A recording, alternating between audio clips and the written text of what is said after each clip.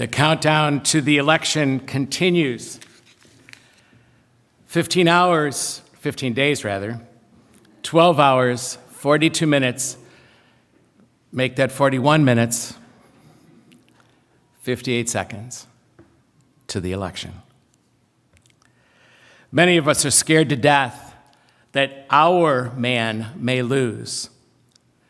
Where then might the country go? We imagine the worst case scenarios. Perhaps the country will go totally socialistic, one side fears. Or perhaps the country will descend into moral chaos where we can't tell right from wrong or truth from falsehood anymore, the other side fears. Democrats and Republicans are rampant with fear these days. Advertisements on both sides make this abundantly clear. If the past is any indication, the winners will call the losers crybabies. And the losers will talk of abandoning their citizenship, or worse.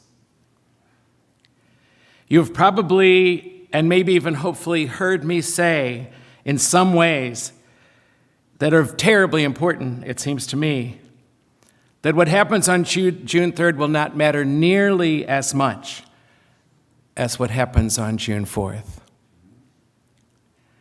It is more than coincidence that every 12 years, liturgical and civic calendars coincide to give these readings in the weeks before a presidential election. In the first reading, it comes right out of the Jewish Testament.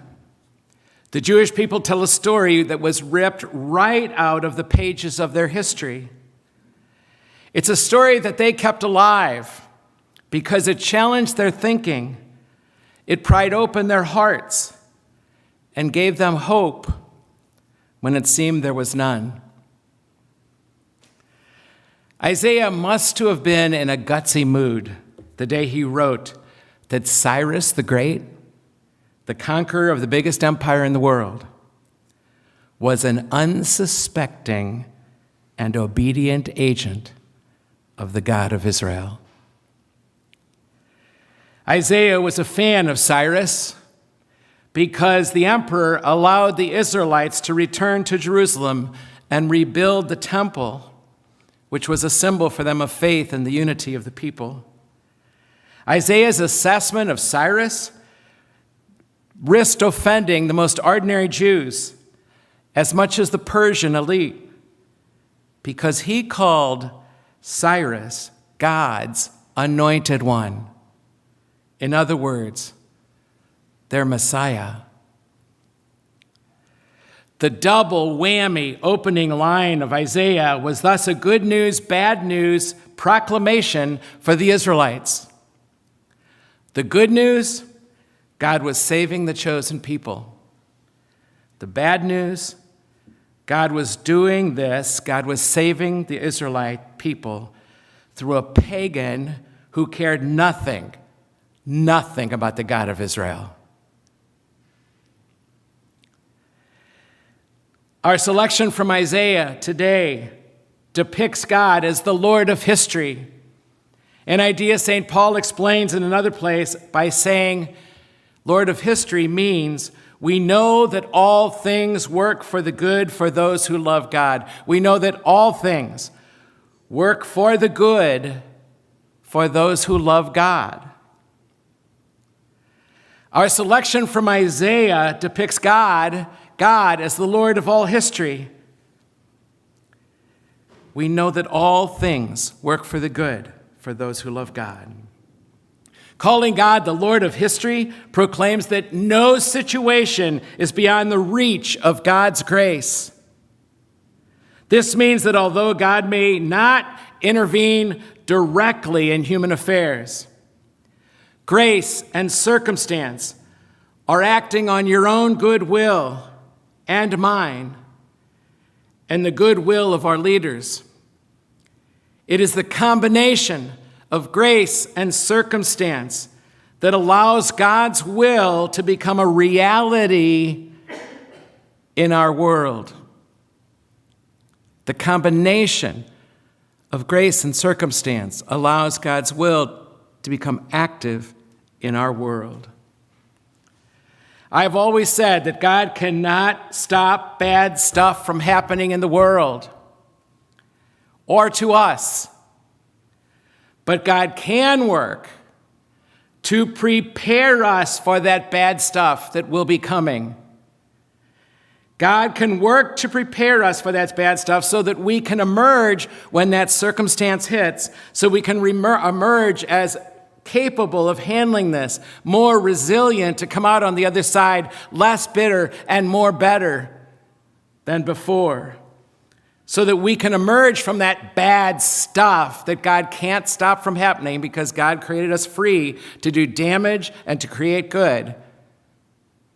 But God can work through that stuff, and it can emerge, God's grace, to make us whole and holy in spite of, or maybe even because of, that bad stuff that happened.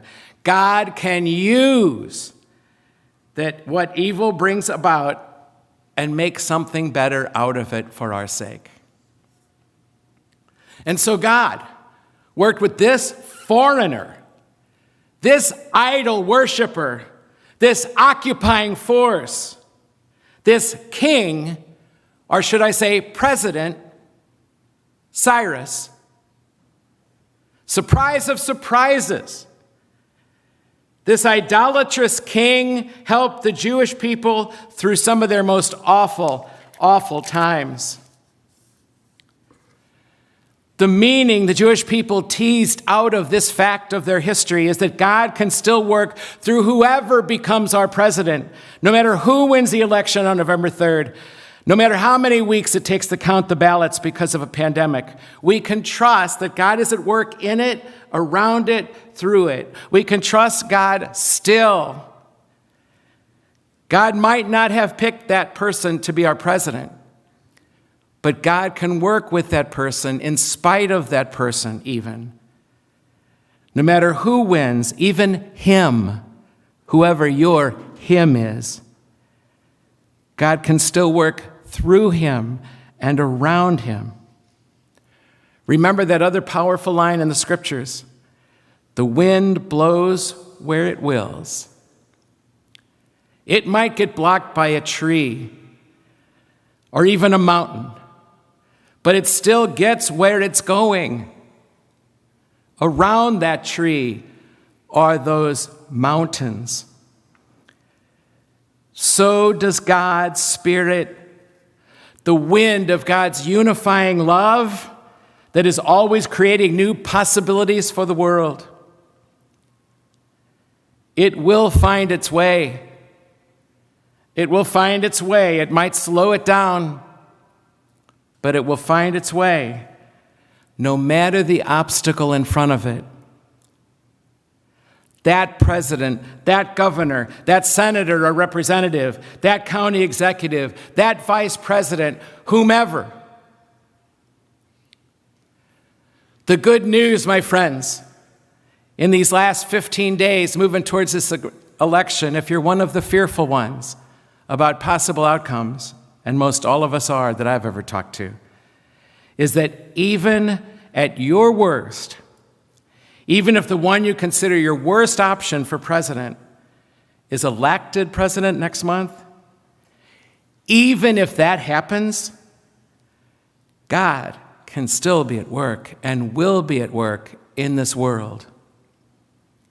From behind him, from around her, simply because, as Isaiah said it so well, simply because God is the Lord and there is no other.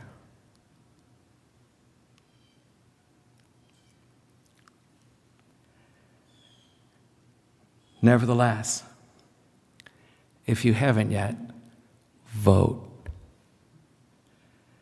Your vote just might help God. Help God do what God wants to do with our country and through our country for the world.